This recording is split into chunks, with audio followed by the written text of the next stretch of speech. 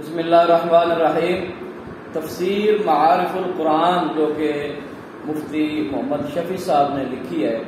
اور ان کے نام کے ساتھ مفتی اعظم پاکستان بھی لکھا جاتا ہے۔ معارف القرآن تفسیر کی 7ویں جلد ہے اور اس کا یہ صفحہ نمبر 274 ہے۔ اس کے اوپر بیت المقدس جو ہے، بیت المقدس بھی جسے کہتے ہیں، مسجد اقصیٰ جو ہے، اس کی تعمیر کے حوالے سے بات کرتے ہوئے لکھتے ہیں کہ حضرت داؤد علیہ السلام جو ہے انہوں نے اس کی تعمیر کا کام شروع فرمایا اور اس کے بعد حضرت سلیمان علیہ السلام جو ہیں ان کی حیات طیبہ میں بھی یہ کام جاری رہا اور ابھی یہ کام مکمل نہیں ہوا تھا مسجد شریف کی تعمیر کا کہ حضرت سلیمان علیہ السلام جو ہیں ان کے انتقال کا وقت قریب آ گیا۔ تو چونکہ مسجد کا کام جو ہے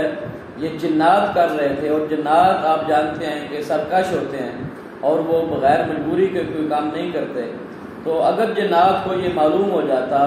کہ حضرت سلیمان علیہ السلام کا وصال ہونے والا ہے یا وصال ہو چکا ہے تو پھر ممکن تھا کہ وہ کام چھوڑ دیتے اور مسجد شریف کا کام جو ہے یہ ادھورا رہ جاتا۔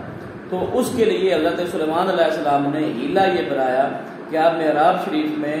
ٹیک لگا کر اپنے اصحاب کے ساتھ ٹیک لگا کر کھڑے ہو گئے، جس طرح کہ آپ عبادت میں مصروف ہوتے تھے۔ تو جنات یہی سمجھتے رہے کہ آپ اپنی عبادت میں مصروف ہیں اور وہ اپنے کام میں لگے رہے۔ یہاں دو چیزیں ہمیں نظر آتی ہیں، یہ صفحہ 274 پہ۔ ایک تو یہ بات کہ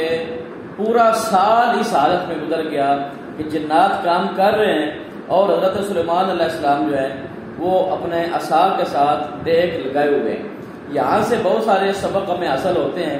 ایک بات تو یہ ہے کہ جو جنات پہ بہت زیادہ یقین کرتے ہیں، اگر جنات کے پاس اتنا ہی علم غیب ہوتا یا اتنا ہی ان کے پاس ہوتا تو پھر ان کو پتہ چل جاتا کہ حضرت سلیمان علیہ السلام جو ہے وہ اس وقت دنیا سے انتقال فرما گئے ہیں، پردہ فرما گئے۔ لیکن بعض اوقات ایسا بھی ہوتا ہے کہ اللہ رب العالمین کچھ چیزوں کو صیغہ راز میں رکھنا چاہتا ہے تو اس کے لیے تدبیر فرما دیتا ہے۔ تو حضرت سلیمان علیہ السلام کے بارے میں دو باتیں آپ کی شان کے اور انبیاء کی شان کے متعلق۔ ایک تو یہ کہ حضرت سلیمان علیہ السلام کو اپنے انتقال کے وقت کا معلوم تھا کہ اب میرے انتقال کا وقت جو ہے وہ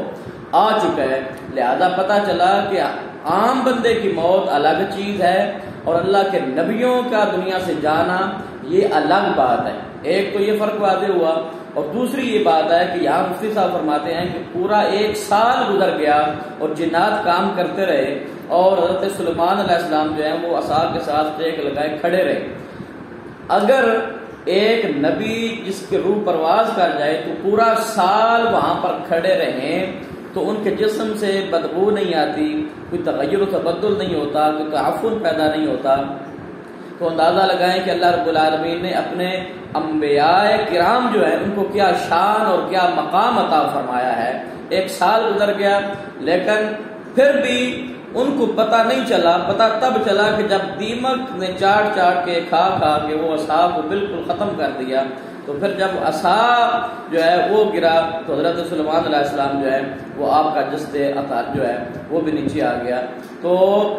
یہ اللہ کے نبیوں کی شان ہے، اللہ کے